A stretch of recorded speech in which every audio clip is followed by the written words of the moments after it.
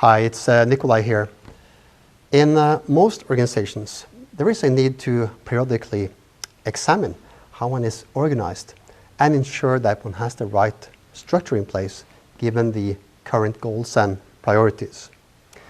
So this is a brief video with 3 tips intended for those of you who are in this phase and are considering a reorganization. The first tip is you need a process for this. Identifying the right design for your organization and implementing it is challenging. We should not view the redesign as a single event, but as a process with several steps, and we need to have a plan for how to execute each of them. Before you can design the organization, you need to design the process that you are to use. So we need to consider how we can align the organization with the strategy, what we need to do to develop a coherent organizational model, and how we can create a consensus among decision makers for a particular solution. This is never easy, but it's certain that it will be more difficult than necessary if we don't even think about it before we start. Having a process means that we collect data about the current organization, consider different alternatives, and involve the right people not only during implementation, but while we are developing the design to make sure we make the best choice.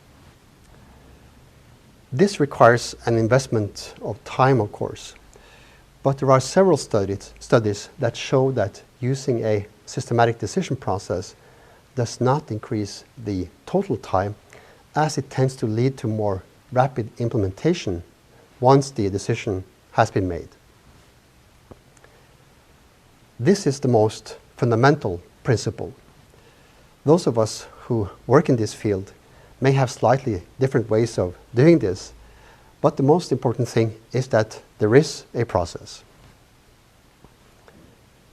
The second tip is to get the sequencing right. It's important to get the order of different activities right in the design process. Russell Ackoff, the late management professor, used to remind people that an architect draws an outline of the house before he or she draws the rooms inside the house. So you need to look at the whole before you can consider the parts. There are several issues during such a process that should be considered in a certain order. For example, it's helpful to first establish some principles or decision criteria and try to create buy-in for those before you discuss possible solutions. I sometimes observe that some of these steps are done in reverse, and that can complicate the process a lot. Ideally, you should know which decisions you need to make and in which order to get this right. In my book, I propose a 9-step approach that you can consider using, and I explain why one step is done before or after another, and in which cases you may need to iterate between different steps. The third tip is to zoom in. There is a tendency to discuss organizational models at quite a high conceptual level and to make decisions based on that. Maybe the assumption is that if we in the leadership team can just decide on the strategic stuff, our middle managers can figure out the details and get the new organizational model implemented. And they will eventually, but the risk is that it's the wrong model or a model that is not sufficiently developed. An architect starts with a conceptual model, but that is not the end product. He or she does not hand over the conceptual drawing and assume that the builder will figure out whether the house fits on the property or not. In fact, most architects will consider quite detailed information related to the client's requirements and the various constraints such as the size of the property, the budget, local regulations, and so on, before finalizing the design. So as an example, instead of discussing the pros and cons of a product-based or geographical organization, we should zoom in or break this down.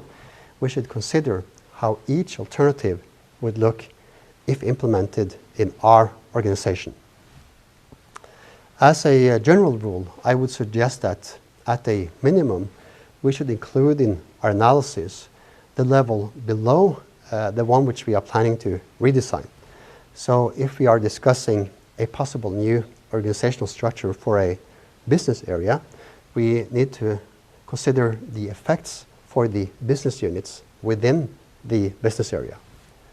If we are considering a new structure for a business unit, we need to look at the effects of our options for the different departments or subunits within this business unit. If we are planning to redesign a department, we need to consider the effects for individual roles within the department. When you do this, you not only quality check the proposed design, but it may also help you see new options in addition to the main high-level alternatives that you were thinking about at the beginning. So these were 3 tips for when you are planning a reorganization.